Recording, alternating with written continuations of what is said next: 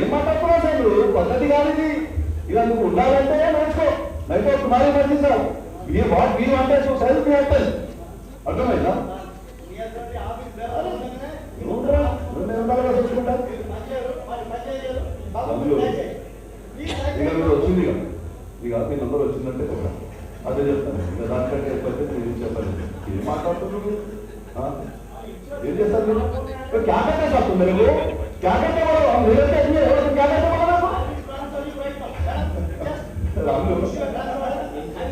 మీ size చూసావా? ఇంకో కొత్త డైలాగ్ చెప్తున్నాడు. నాకు ట్రాన్స్ఫర్ చేస్తాడట साहब लीडर आदमी को ट्रांसफर करते वाला मालूम है? जीएम साहब के पास से लेके आना पड़ता. याद रखो. मैं ये तो रूला नहीं मालूम है तो आपको पूछूंगा रूला बोलते बच्चा नहीं लूना बेबी कर लो चलो आओ.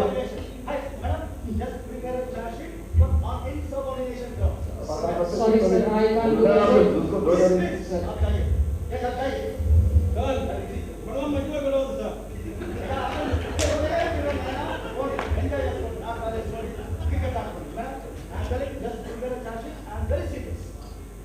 Sir, please don't look like that, sir.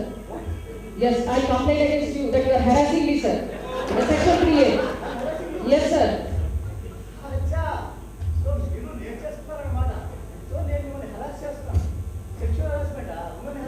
Yes, sir. I complain against you.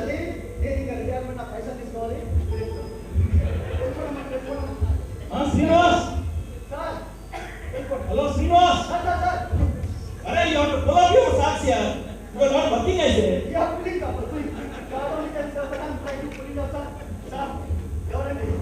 ఎవరండి చెప్పింది? పైనోడు పని చేయమంటాడు, కిందోడు పని చేయమంటాడు. పని చేద్దామని ట్రై చేస్తే పై నుంచి మన ముట్టికాయలు ఎట్లాగని పని చేసేది.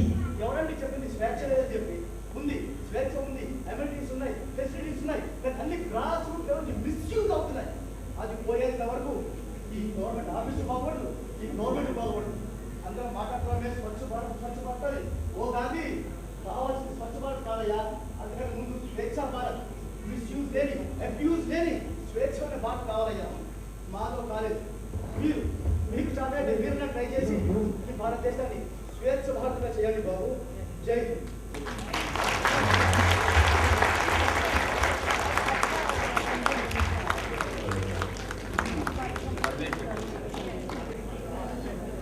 Led by the Partner Director PCB accounts, the team had Mr. Srinivas, APO.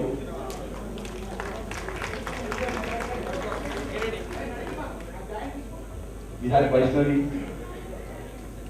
we had Prasun Chakravarti, Deputy CME, Vaishnavi as SAO, Raghav Gandhi SAO, Mr. Kesari, Deputy CMM, and I am Shakil Ahmed, PRO. Thanks a lot for being a very good audience.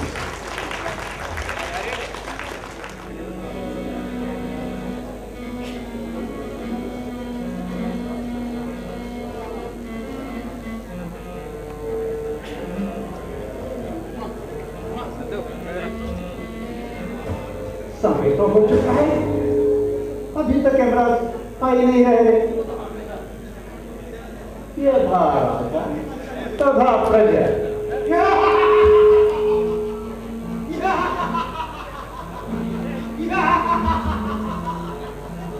हम हैं यम, यम है यम.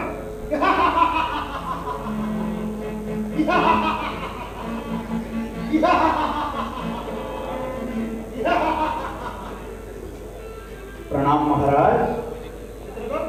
आज का कार्य शुरू किया जाए. जो आज्ञा महाराज.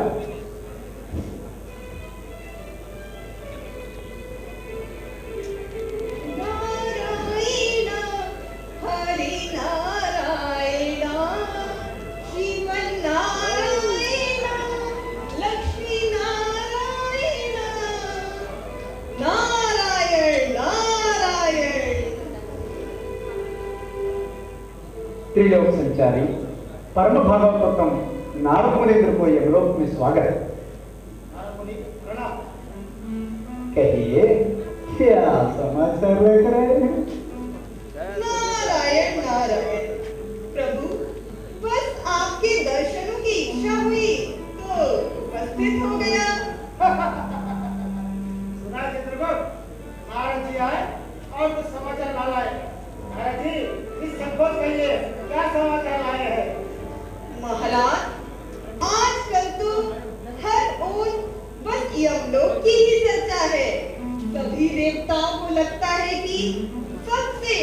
शक्तिशाली सिंहासन बस आपका ही है।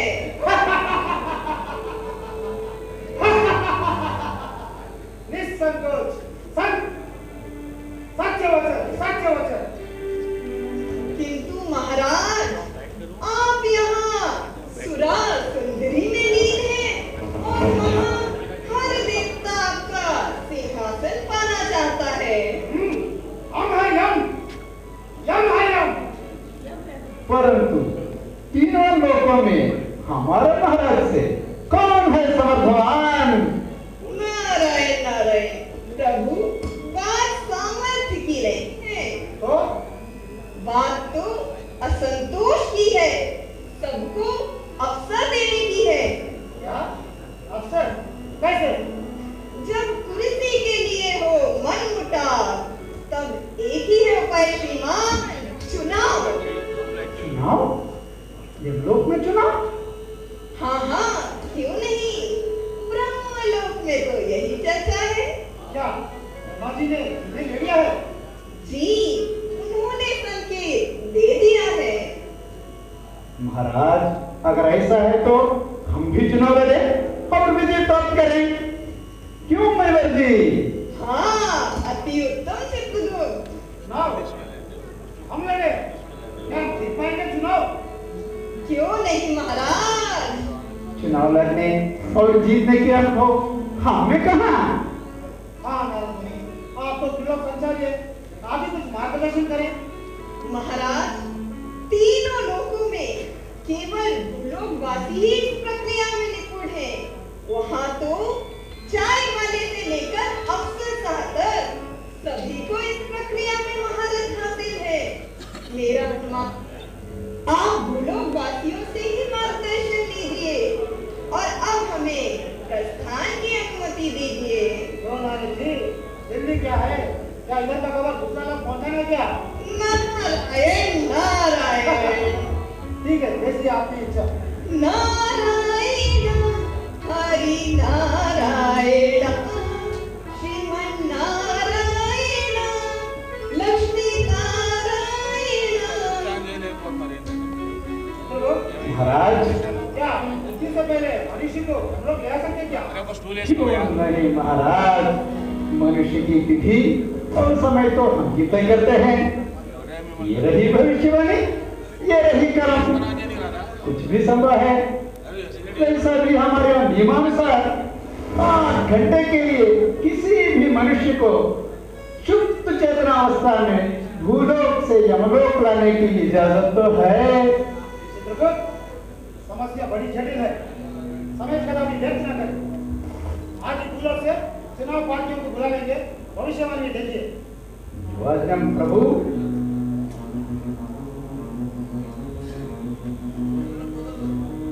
महाराज, सबसे पहले मैं उस शर्मा को पेश करना चाहता हूँ जिसने अपने प्रथम प्रयास में ही बुद्धिजीवियों के शहर दिल्ली में मुख्यमंत्री बनकर किया है कमाल, कर दिया विरोधियों को बेहाल।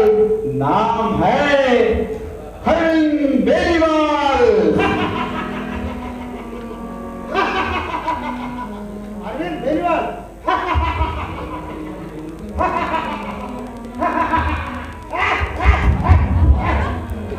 हे वत्स बेनीवाल, चिंतित ना हो, यमलोक में आपका स्वागत है। आपको सुप्त चेतन अवस्था में चुनाव के विषय में यमराज को सलाह देने के लिए बुलाया गया है।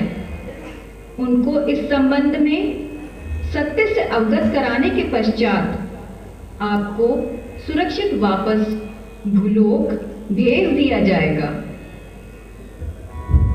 महाराज जी को मेरा प्रणाम।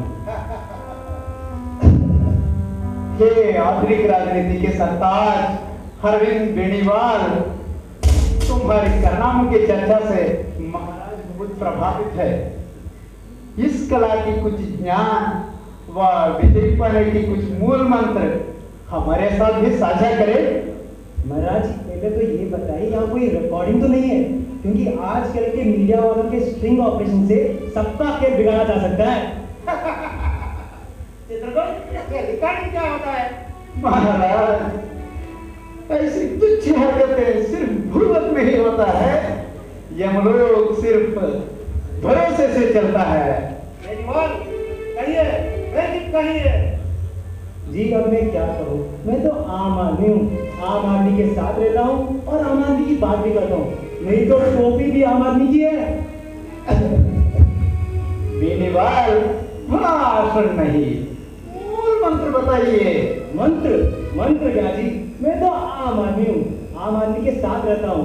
असंतोष अब आक्रोश की राजनीति करता हूँ। दुनिया में हर मनुष्य में कहीं ना कहीं क्रोध छिपा रहता है। मैं उस क्रोध को जगाता हूँ, उसे सुलगाता हूँ और उसी क्रोध की अग्नि में मेरी रोटियों को पकाता हूँ। बेनीवाल, आखिर यह आक्रोश में कैसी राजनीति कर सकते हैं? जी मैं तो बहुत साफ इंसान हूँ, साफ बातें भी करता हूँ। एक आम आदमी को क्या चाहिए? सस्ते दरों में बिजली, पानी और मकान। बस मैंने दिल्ली वासियों को यह विश्वास दिलाया कि बिजली का बिल बहुत ज्यादा है और अगर सरकार चाहे तो उसे कम कर सकते हैं। बस यह सुनकर उनका क्रोध पनपने लगा।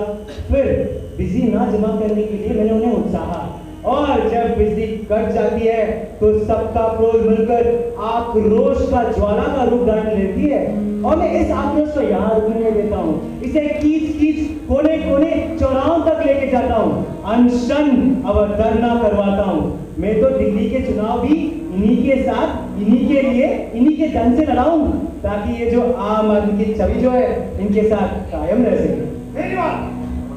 क्या कहा? अनशन यानी कि भूखड़ कर। महाराज जी, जब मैं सत्ता में था, यानी जब मैं दिल्ली के मुख्यमंत्री था, तब भी मैंने अनशन किया था।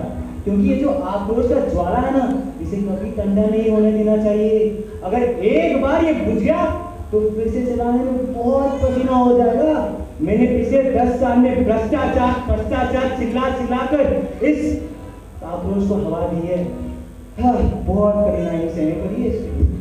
परंतु बेनीवाल, ये भ्रम तो कभी भी टूट सकता है ना? जी भ्रम तो टूट ही गया, इसलिए मैं ऐसे यहाँ पे भ्रष्टाचार बढ़ा के। मैं अकेला इंसान हूँ, मैं क्या कर सकता हूँ भला? अगर आप मुझे दिल्ली के 70 सीटों में अकेले चुनौती देने के लिए स्वीकार करेंगे तो मैं अवश्य जीतूंगा। अगर आप मुझे भारत के लिए 544 बेनीवाल दे देंगे तो मैं अवश्य भारत का प्रधानमंत्री बनकर दिखाऊंगा जी। बेनीवाल, हम आप जाके विश्राम कीजिए। जी आज्ञा, जी आज्ञा।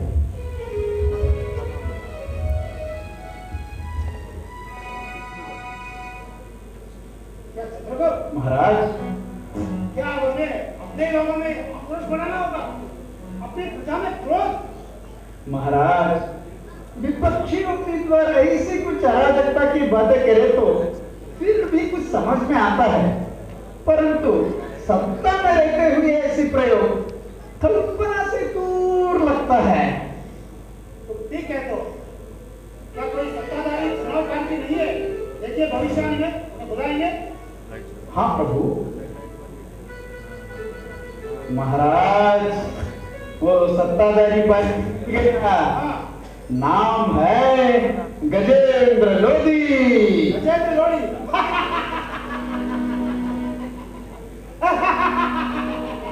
गजेंद्र लोधी।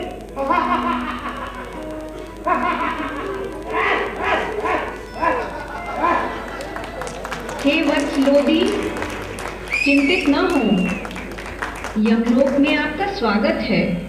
आपको सुख चेतन अवस्था में चुनाव के विषय में यमराज को सलाह देने के लिए बुलाया गया है। उनको इस संबंध में सत्य से अवगत कराने के पश्चात आपको सुरक्षित वापस भूलोक भेज दिया जाएगा।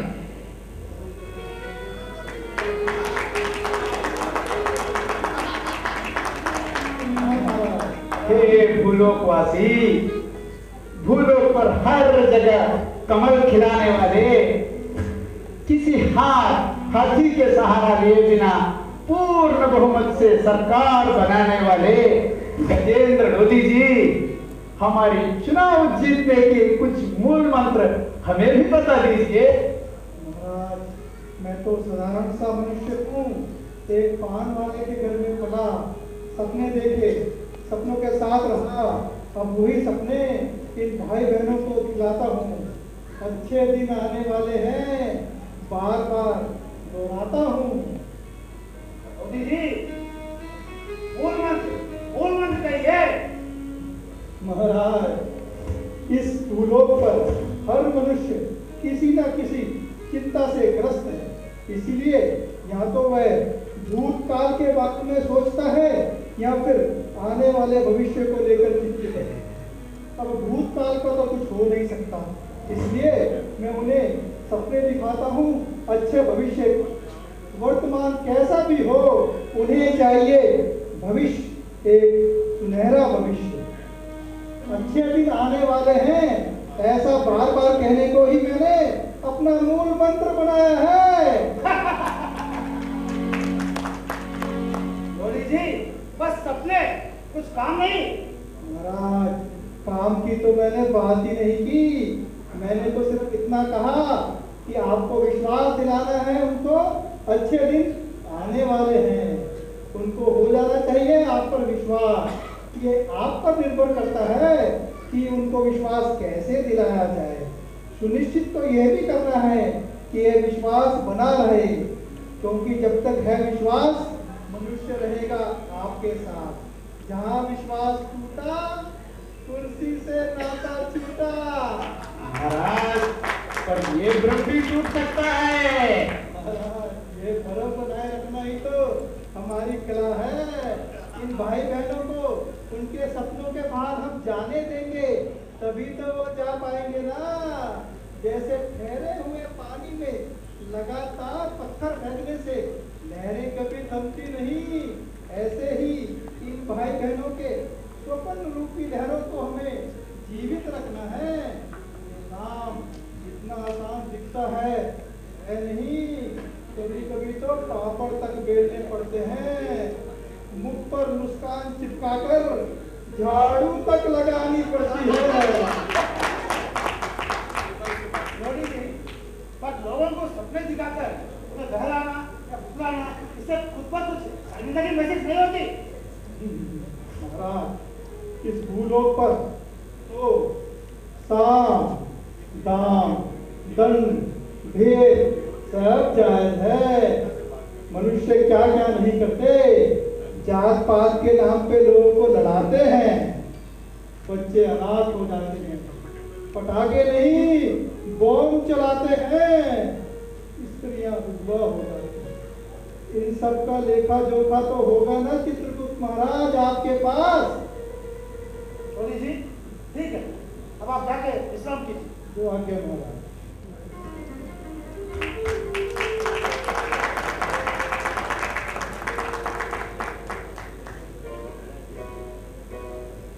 महाराज, इनकी बात तो सच है। भूलोक पर हर तरह की हथकंडे अपनाए जाते हैं।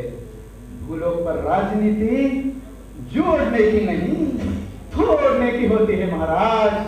अगर भूलोक पर राजनीति की यही स्थिति है, तो इन्हें क्यों इधर बुलाया है? महाराज, हमें भी चुनाव लड़कर जीतना है ना, और इसके अलावा उपाय भी क्या है? भूलोक में सफल हुए मूल मंत्रों को अपनाते हुए हमें आगे जाना चाहिए महाराज।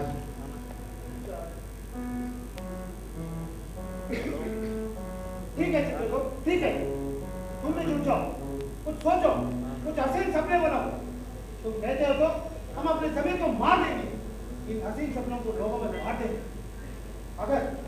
अगर यह भी कम लगा तो एक काम करो, अपने लोगों में आक्रोश और क्रोध पैदा करो, ताकि वे वापस में बटे, चढ़े, लड़े और मर जाए। चित्रगुप्त, तुम क्या क्या जुगत लगाओगे? हम तो मन से हार जाएंगे, तुम क्या हमें जिताओगे? हाय, ये कैसा चुनाव का फेरा है? ये कैसा आदेश दे रहा है? हे ब्रह्मा, हे ब्रह्मा, हे ब्रह्मा!